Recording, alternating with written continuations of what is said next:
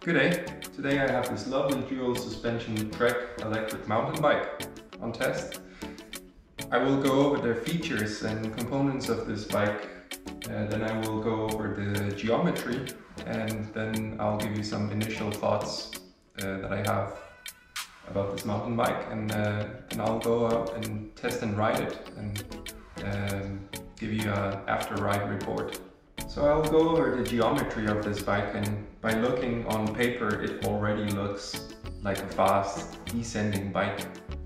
It's long, low, slack and with a modern geometry. Starting from the head tube angle, it has a head tube angle of 64.5 degrees. That's a pretty slack head tube angle. It can be steepened out to 64.9 if you flip the minnow link. Then the seat tube angle is at 75 degrees, and that's rather a bit slack when it comes to climbing, but then that could be remedied by that it's an electric mountain bike, and I'll give you my thoughts about that. The reach is 465 millimeters at size large, and that is not particularly very long when it comes to bikes being made these days, but that might be actually a good thing. It could help to corner in tight corners and sections. The chainstay is at 448 millimeters, which is a pretty standard, decent length of the chainstay for an electric mountain bike.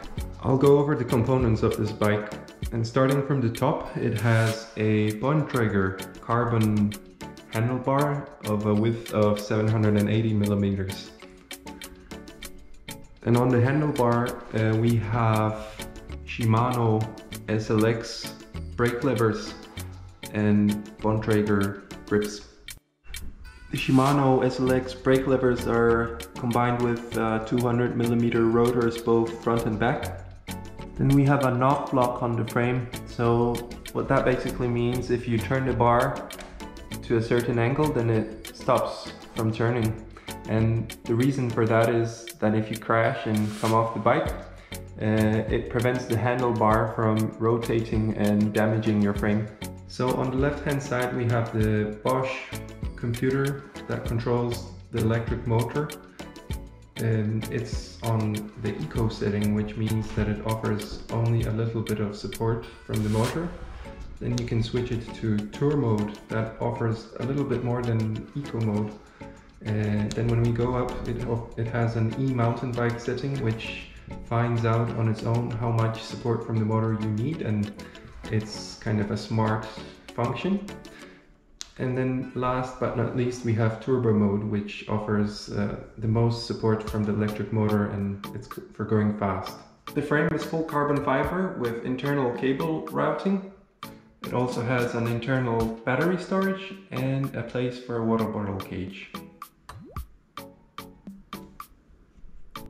The frame also has a minnow link, which means if you unscrew it and flip it, then it can slacken the head tube angle by 0.4 degree or steepen it. Although I would pretty much leave it in the slack position. The frame has an easy access flap to charge the battery. The bottom of the frame has some plastic protection for impacts, and then on the top you have some more protection if you have a truck to transport it with. The fork is a RockShox Lyric 160 millimeters of travel. It's specifically for an e-mountain bike. It has compression adjustment, and then at the bottom a rebound adjustment. Rear shock is a RockShox Super Deluxe RCT3 with a small piggyback. It has 3 modes, which is open, pedaling and locked out. And then it is one of the reactive range, meaning that it's meant to react to the terrain in a faster manner. The drivetrain is a SRAM GX with a GX shifter and cassette. The chainring has a neat little E13 chain guide.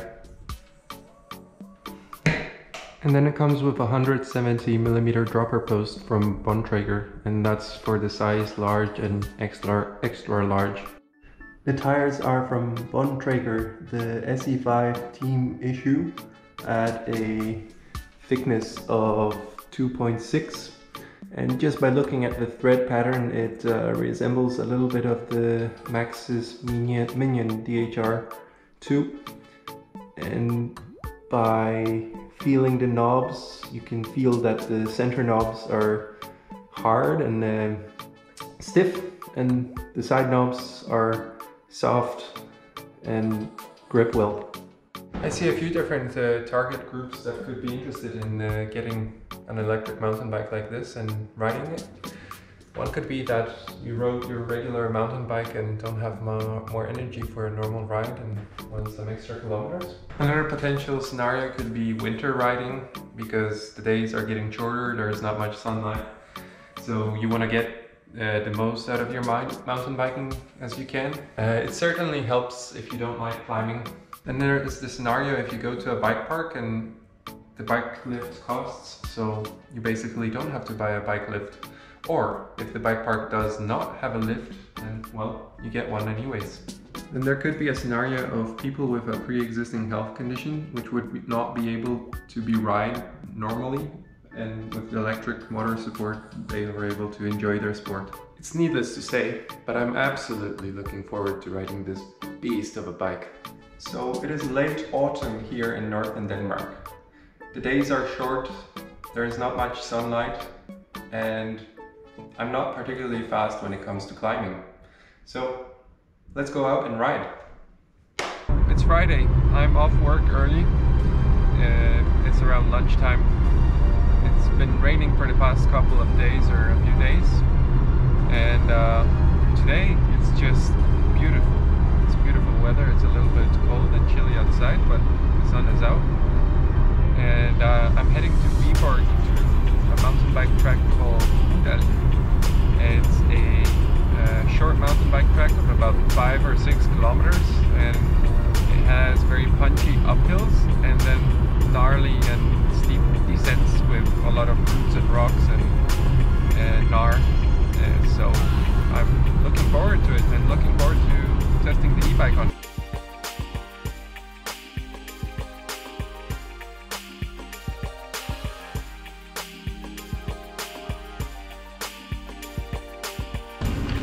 So here I'm riding the track at Ødalen. This is the start of the track. After a little climb there comes a little downhill section over here, and there's quite a few roots and steep sections, steep parts over here. So I'm trying to avoid the off-camber roots, and this is my second lap, so I'm already warmed up. And over here I set up for the off-camber roots on a high line close to the tree, and then let off the brakes for the drops and let the bike plow through them.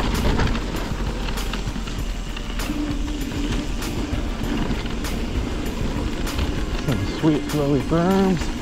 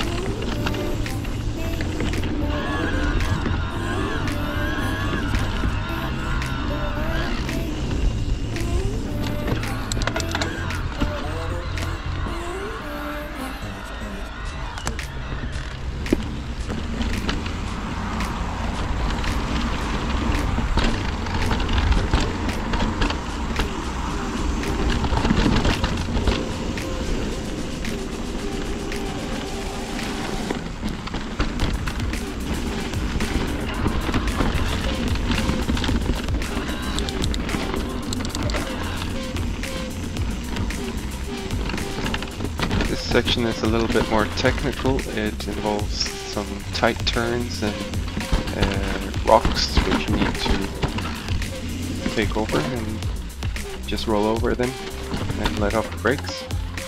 So the bike is long, but overall it enabled me to get through this section quite efficiently.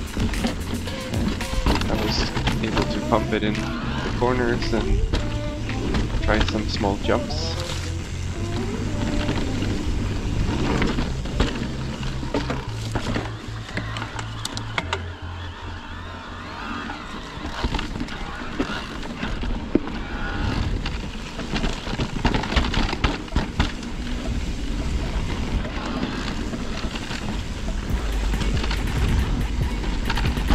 Another really cool section which has a lot of technical jank and then some routes which you just let off the brakes and plow through. And then it ends with a turn and then we start going uphill. And over here you can see I'm quite a bit on the power. It's in the turbo mode and I'm just plowing through the off-camber routes and it supplies me with a lot of power, and yeah, you're not able to do this with a normal bike.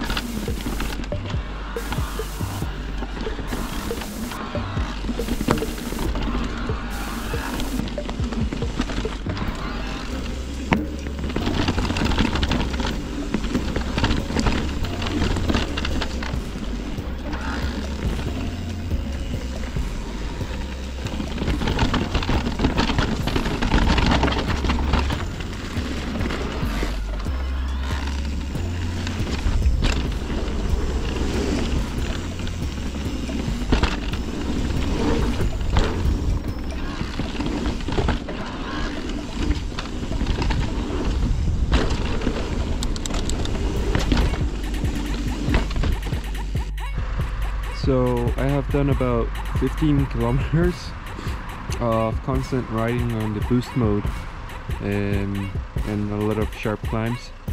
It shows me a range of 14 kilometers left. I've done 3 laps and it could go almost 3 more. So I completed the gnarly track. I did around 3 laps, which counts as 15 kilometers, 15 and a half. And I'm heading to a more flowy, flat and a little bit easy track. It's getting dark. It's gonna be dark very soon, so I hope I can smash out one more lap.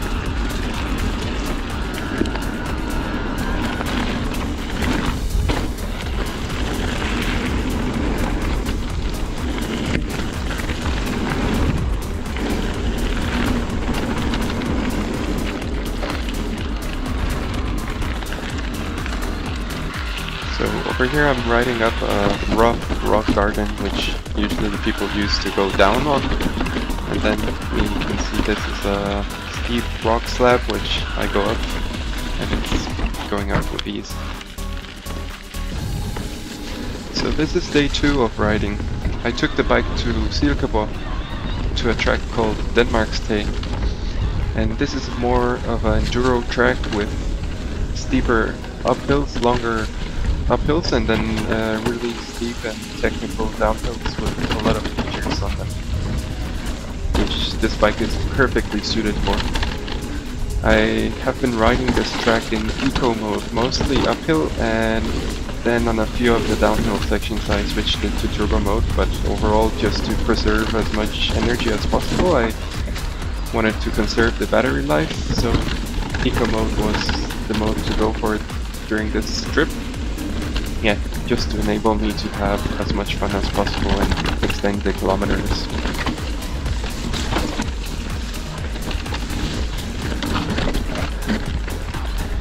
This is a really steep and gnarly uphill. It involves a lot of slippy routes, and I put the bike in boost mode for this one, and it's just fighting it with to keep the control and keep balance. But overall, it smashed that uphill. It's going way faster and way better than a normal bike.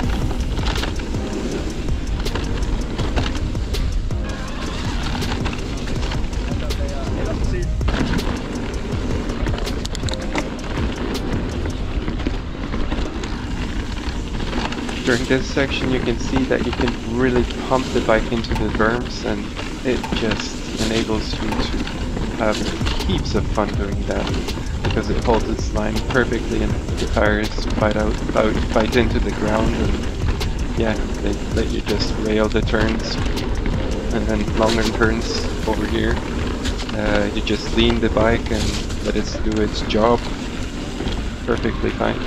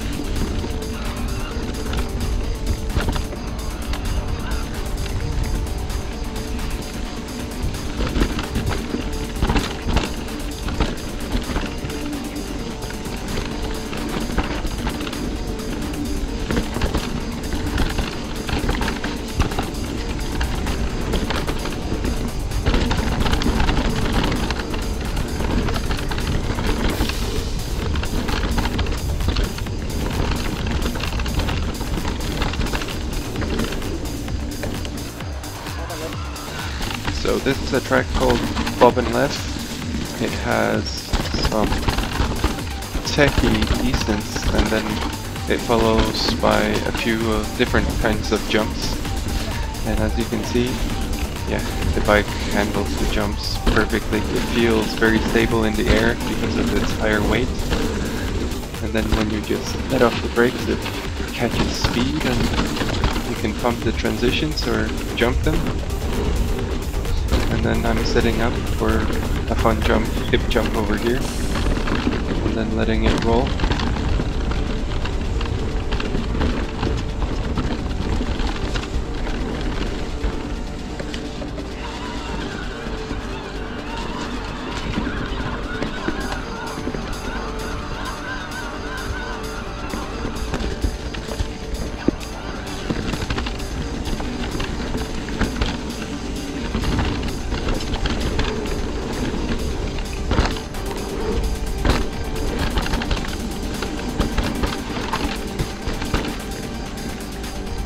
So this is another track in Silkeborg called Nordskoven, and over here this is a steep technical section with wet roots. That's why I went kind of slow on it. Yeah, I think otherwise if it was dry I could have went a bit faster. But the bike did really good and it didn't skip a beat on that really tough steep descent.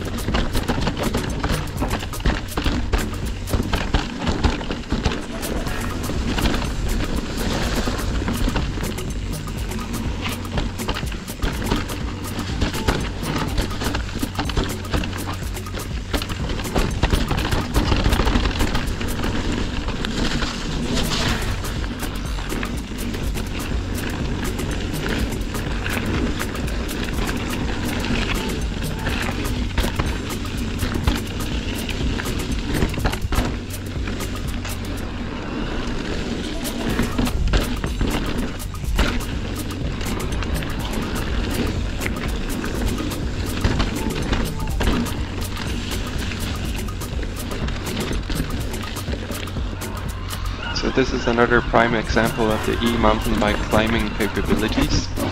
It's set to eco mode, and yeah, it's basically destroying this uphill. I don't think I ever managed to ride up this uphill on my normal bike, but with this e-mountain bike, it's just, yeah, an easy task.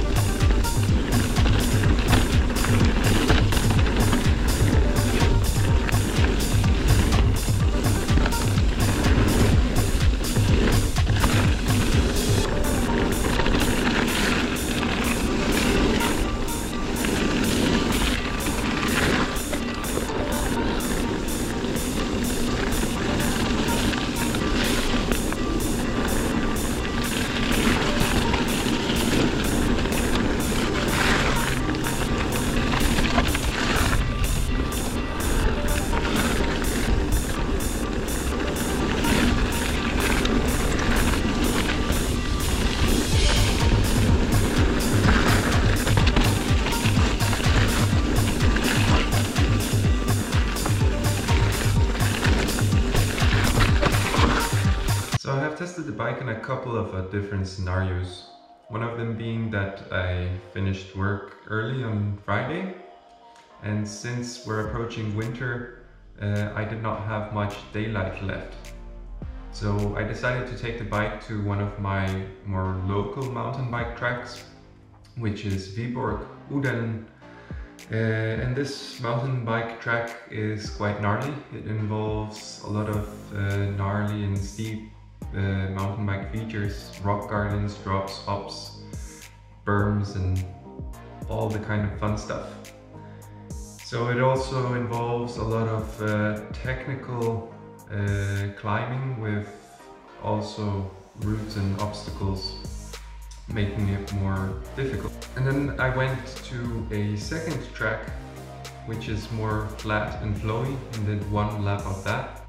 To get as much as possible of good quality riding in the little amount of time that I had, I switched the bike to boost mode, which is the most motor assist. In boost mode, the bike delivers as much power as possible, so in that mode I felt that I needed to concentrate to control where I'm going, even on the uphills. And you needed to be conscious of how that power is delivered and focus on technique when going uphills, which is a very different story from a regular mountain bike. In the second scenario of my testing, I went out to some trails which are further away from me, and I had a little bit more time on hand, so I decided to use the eco mode in order to maximize battery life and extend the mileage. The trails were a bit more enduro and more suitable for a trail bike and the aggressive geometry and the suspension travel that this bike had. I was not able to use up the battery in neither of the tests. In the first test of using the boost mode, the battery would last about 35 kilometers. And in the second test of using the eco mode, I believe I could extend that battery life up to 60 kilometers. So if you ever ridden a long travel trail bike or enduro bike, you may know that pedaling uphill and pedaling in general, it involves a lot of energy, and it sucks energy out of you in quite a fast manner. So in contrast, this is a quite heavy bike because it includes the battery and the engine. But it still pedals uphill easier and lighter than a full-on enduro bike, even when switched to the eco mode. The geometry of the bike feels very balanced. When you're riding, you feel centered in the bike, not too long. It's not too long or not too short. The handlebar width of 780 millimeters is perfect because it's long but still short enough to fit in between trees. Then the bike feels very nimble and responsive, considering that it's a heavyweight electrical mountain bike. So during the testing of this bike, I have tried to find any weaknesses or drawbacks, but I have not been able to find any. It's just perfect the way it is, and it's a premium bike out of the box, and just ride it as it is. I would like to thank Free Bikeshop in Aalestrup for enabling me to test this bike. If you happen to live in northern Denmark or in Denmark, then make sure to give them a call or a visit. I'm sure they can set you up with a good deal if you're in the market to purchase such a bike.